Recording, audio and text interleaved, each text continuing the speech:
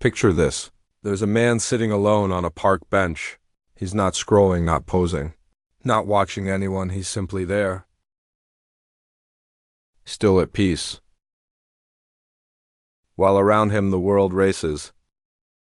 People rush to meetings, chase promotions, swipe for love record, their 37th TikTok of the day. They laugh too loudly, speak too fast, always performing, always reaching for something they don't yet have.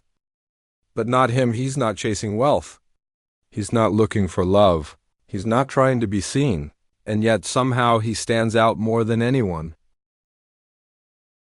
He radiates something rare, something unsettling, a kind of quiet fullness, a presence that says, I don't need anything from you. And that, my friend, makes him the most dangerous person in that space. Not because he wants to take power, but because he doesn't need it. Not because he's better than anyone, but because he's no longer bound by the same invisible chains while others seek approval. Comfort, distraction. He has found something far more powerful, inner completeness, and that changes everything. Because in a society built on want, the man who needs nothing becomes a mirror. And in that mirror, the world sees its own addiction to attention, to validation, to more. So here's the question I want you to hold on to. As we go deeper, why does a man who is inwardly full threaten a system that profits from your emptiness? Let's get brutally honest. This society doesn't just encourage you to want more, it requires you to. The modern world isn't designed to fulfill you. It's designed to keep you needing. The moment you stop craving, you stop consuming, and if you stop consuming, the entire machine begins to rust. That's why every screen whispers, you're not enough. That's why every advertisement screams, you're falling behind, you're not successful enough. So buy the course, you're not attractive enough. So buy the cream, the clothes, the surgery, you're not connected enough. So spend 6 hours a day checking who liked your post, who messaged back, who left you on read. But here's the dark truth. It's not just marketing, it's mind control. Carl Jung once said, people will do anything, no matter how absurd, to avoid facing their own soul. Why? Because once you look inward, truly inward, you realize how much of your identity was built on borrowed beliefs, external expectations, and artificial desires. Society doesn't want you to meet your soul. It wants you to keep running from it, because the moment you confront your inner world, you begin to see just how manipulated your outer world is, and Jung wasn't the only one who knew this. Centuries earlier, Machiavelli understood the same principle, but from the other side of the chessboard. As the advisor to princes and rulers, he knew exactly how to control a population. His advice: never let the people feel whole. Keep them distracted, keep them needing, keep them looking up to the crown for salvation. Because a citizen who is content, who doesn't fear lack, who doesn't hunger for praise, is also a citizen who cannot be ruled. Think about that when you need nothing. No one can dangle bait in front of you. No promise can seduce you. No threat can scare you. You become ungovernable. That's the ultimate rebellion. So next time you feel that manufactured itch to be more, to have more, to prove more, pause. Ask yourself, is this a genuine desire? Or a dependency I've been conditioned to crave? Because the man who questions his own need is already halfway to freedom, and the man who no longer needs, he's already there. So, what happens when a man begins to unlearn what society has programmed into him? What happens when he stops measuring his worth by how much he has, how many people approve of him, or how well he plays the game? Carl Jung had a word for this kind of transformation. Individuation, the process of becoming who you truly are, not who the world told you to be. It's not about adding more. It's about stripping away everything false. At the center of this journey is the confrontation with two forces, the persona and the shadow. The persona is the mask you wear to survive in society. It's the polished image, the likable version of you that plays along to avoid rejection. It's the part of you that performs. Jung said the persona is a kind of coat that we wear in dealing with the world, but it's not who you are, it's who you pretend to be. Most people confuse the mask for their identity, and in doing so, they become prisoners of it. But the man who walks the path of individuation tears the mask off, he turns inward, and there he finds the shadow. Everything he was told not to be, his anger, his lust, his fear, his ambition, his wounds. Most people run from this part of themselves.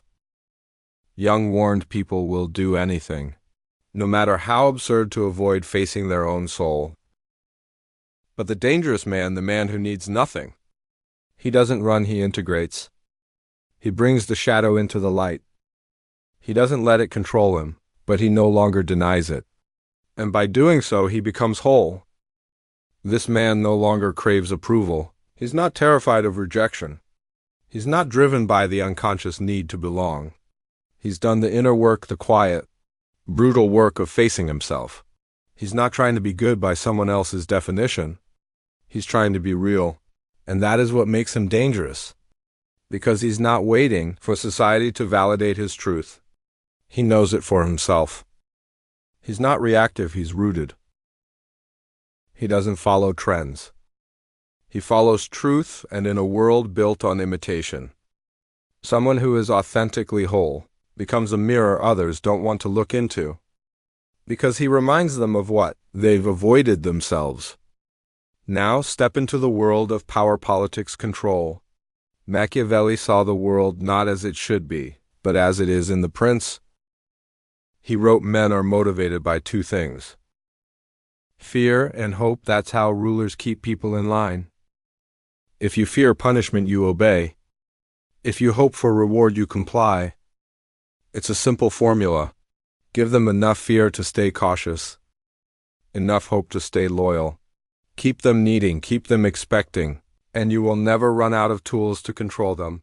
But what happens when a man no longer fears? What happens when he stops hoping for something outside himself? That man is Machiavelli's nightmare, because he's not seduced by promises, and he's not scared by threats. You can't buy him with status. You can't silence him with exile. He doesn't need anything from you, so what leverage do you have left? He's not dangerous because he wants to overthrow the system. He's dangerous because he's immune to it. Because every system, political, corporate, cultural, is built on the assumption that people can be manipulated through their desires and their fears. The man who needs nothing breaks that equation. He's not a radical shouting in the streets.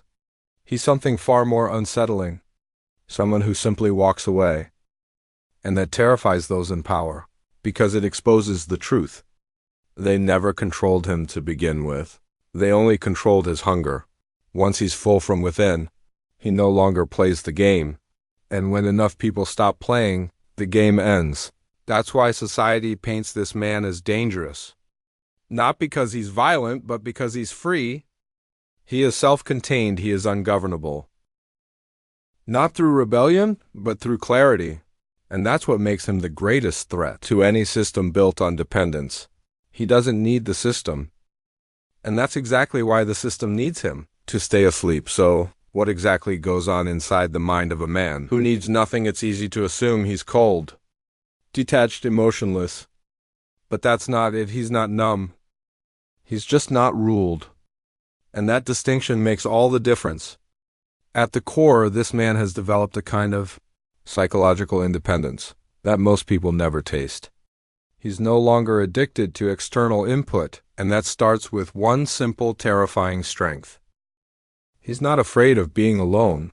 Most people run from solitude like it's a disease. They keep the music playing, the conversations flowing, the screens glowing, anything to avoid sitting with their own thoughts. But the self-sufficient man has made peace with silence.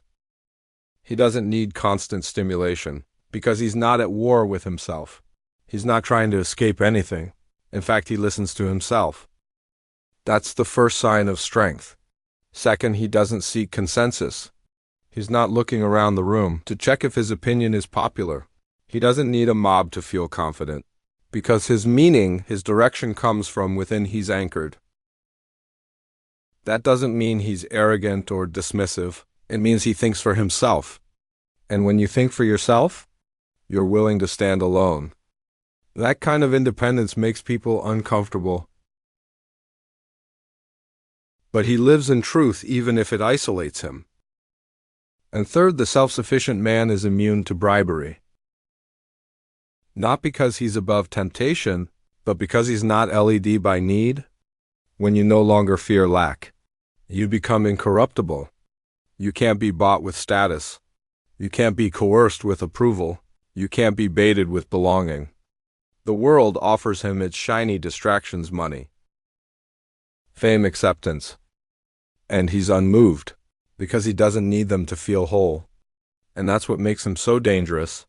Not dangerous in the violent sense, but in the uncheckable one. You can't scare him, you can't flatter him, you can't manipulate him, because you hold nothing he's desperate for. He is a man who cannot be bought, cannot be broken, and cannot be baited. And that kind of man terrifies a world built on control. Carl Jung didn't believe in shortcuts. He believed in depth, real transformation.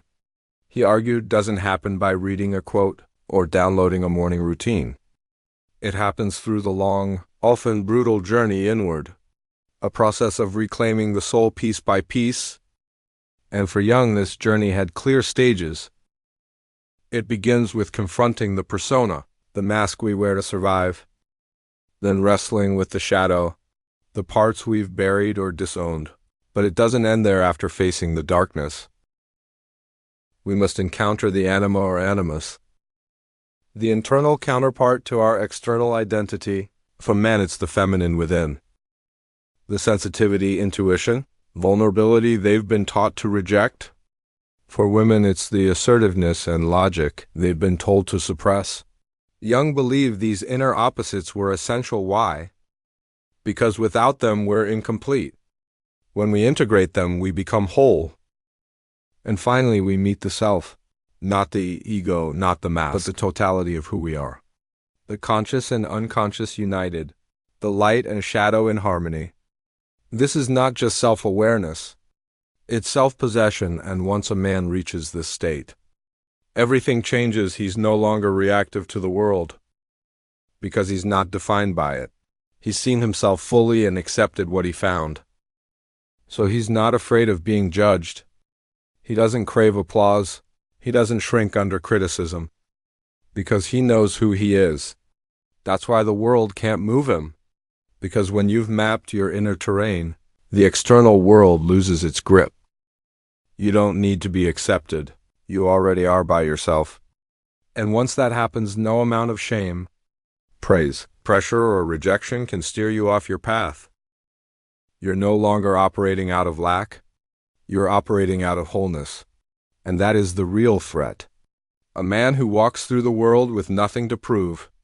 A man who doesn't seek approval but alignment.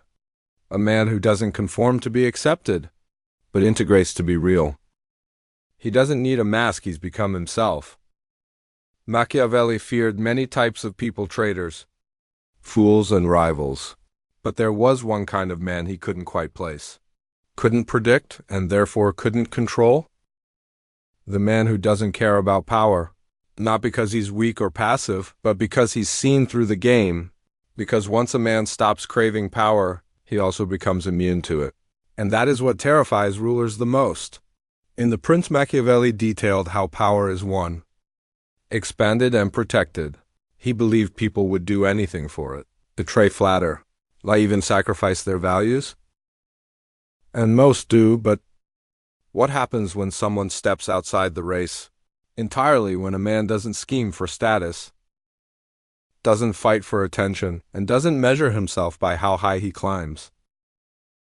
Here's the paradox. That man becomes more powerful than the ones who obsess over power. Why? Because people respect what they can't corrupt. They admire what they can't explain. And they're drawn to what they sense is free. The man who turns down the throne often earns more reverence than the one who sits on it, not because he seeks followers, but because others instinctively trust those who walk their own path. That's what makes him the silent threat. He doesn't overthrow the system. He doesn't shout protest or demand reform. He simply refuses to play, and that refusal speaks louder than 1,000 slogans.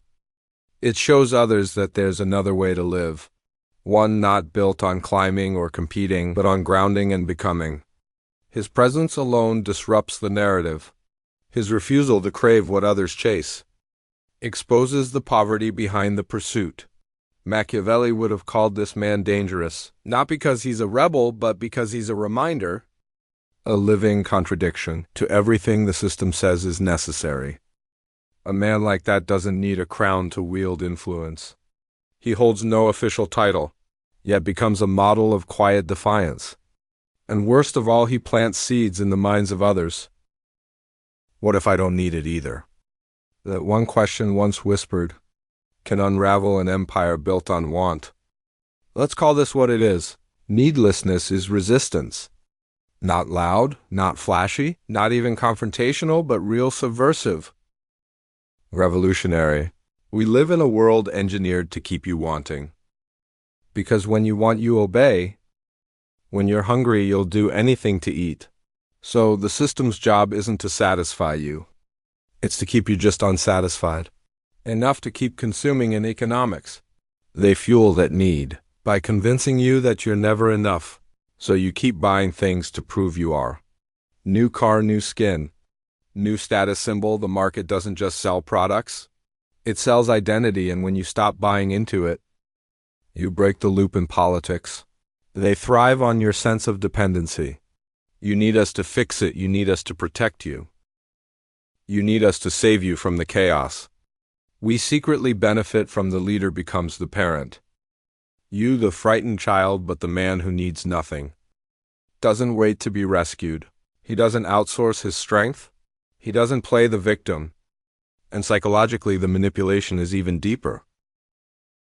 Your worth becomes tied to attention, to likes, to being seen, to being liked.